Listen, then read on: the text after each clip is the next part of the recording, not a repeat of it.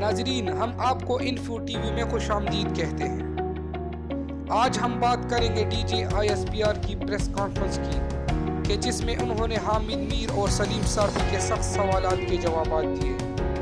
D G I S P R نے بتایا کہ کشمیر پر ڈیل ہماری لاشوں سے گزر کر ہوگی،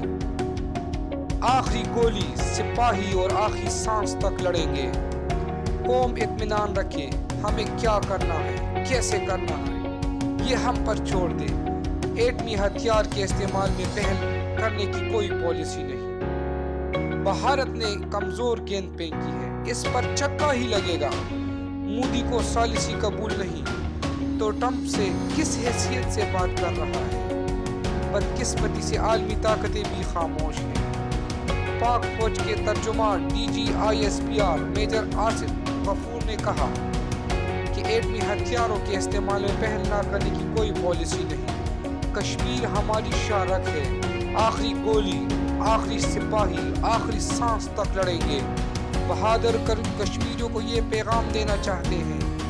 کہ آزادی کی اس جدوجہد میں ہم آپ کے ساتھ کھڑے ہیں، کشمیر پر ڈیل ہماری لاشوں سے گزر کر ہوگی۔ بھارتی وزیر اعظم مودی ہٹلر کے پیروکار ہیں اور بھارت